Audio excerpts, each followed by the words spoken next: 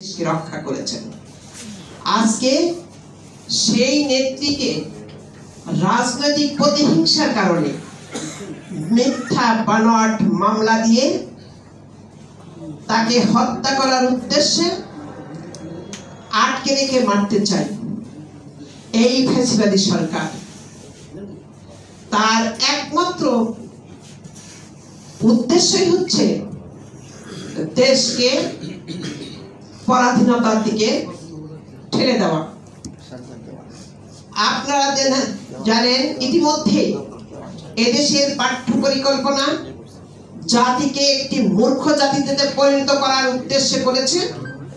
আজকে অভিভাবক বিন্দুরা বলে আমাদের বাচ্চারা স্কুলে গিয়ে কি ওই বিছানা পাতা শিখবে না রান্না শিখবে, এগুলোর জন্য আমরা প্রতিষ্ঠানে পাঠাচ্ছি, কোনো লেখাপড়া নাই। তাহলে এই সরকারের উদ্দেশ্য কি? এই জাতিকে একটি মূর্খ জাতিতে পরিণত করা এবং এই সার্বভৌমত্বকে হুমকির মুখে যেতে আস্তে আস্তে এইভাবে নিয়ে যাবে সুকৌশলে। তার জন্য আপনারা দেখেছিলেন সর্বপ্রথমে 57 জন অফিসার আমাদেরকে চৌকস অফিসারকে হত্যা করেছিল, যারা এই সার্বভৌমত্বের অতন্ত্র প্রহরী ছিল। তাই আমি বলতে চাই যে আজকে 15 বছর ধরে যে পরিকল্পনা এই ফ্যাসিস্ট সরকারের, তা শুধু সফল করার জন্যই বিভিন্নভাবে এদেশের জনগণকে ধোঁকা দিয়ে বারবার ক্ষমতার মসনদে বসছে, শুধুমাত্র দেশকে, দেশের জাতিকে এই শিক্ষা দেওয়ার জন্য। তাই আমরা বলতে চাই আজকে দেশের জনগণ সোচ্চার।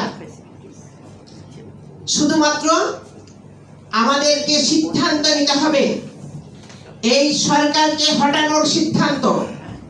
যতদিন পর্যন্ত আমরা এই সিদ্ধান্তকে কঠোরভাবে আমরা না করতে পারছি, না নিতে পারছি, এই সরকার সমস্ত কিছু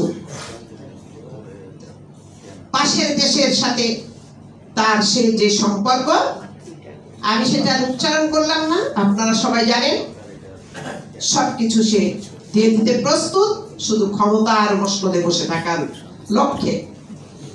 তাই আমি বলতে চাই আজকে জনগণ সোচ্চার, আমাদেরকেও সেই ধরনের সিদ্ধান্তে এগিয়ে যেতে হবে যে খালেদা জিয়াকে মুক্ত না করে আমরা ঘরে ফিরব না। দেশের সার্বভৌমত্বকে রক্ষা করার উদ্দেশ্যে ট্রেন, ট্রানজিট, আকাশপথ সবই তো দিয়ে দিয়েছে। শুধু কি ট্রেন, ইতিমধ্যে আকাশপথ দিয়ে দিয়েছে। ইতিমধ্যে বিভিন্নভাবে যা কিছু প্রয়োজন উনি প্রকাশ্যে সাংবাদিক সম্মেলনে বলেন, আমি ভারতকে যা দিয়েছি তা ভারত সারা জীবন মনে রাখবে। তাই আমি বলতে চাই আসুন শুধু দল মত নির্বিশেষে আমরা দেশকে রক্ষা করি, দেশের সার্বভৌমত্বকে রক্ষা করি এবং এদেশের জনগণের প্রাণের স্পন্দন, এদেশের আমাদের এই সার্বভৌমত্বের প্রতীক বেগম খালেদা জিয়াকে আমরা মুক্ত করি। সবাই ভালো থাকবেন। আল্লাহ হাফিজ। বাংলাদেশ জিন্দাবাদ। ইয়ুথ ফোরাম জিন্দাবাদ। ধন্যবাদ আমাদের ফরিদা ইয়াসমিন আপাকে গুরুত্বপূর্ণ বক্তব্য স্থাপনের জন্য। এ পর্যায়ে বক্তব্য রাখবেন বাংলাদেশ জাতীয়তাবাদী দল বিএনপির জাতীয় নির্বাহী কমিটির সম্মানিত সদস্য এবং সাবেক সংসদ সদস্য জনাব বিলকিস ইসলাম। উনি আমাদের অনেক প্রোগ্রামে এসেছেন, আজকেও আসার জন্য ওনাকে ধন্যবাদ। বক্তব্য রাখবেন।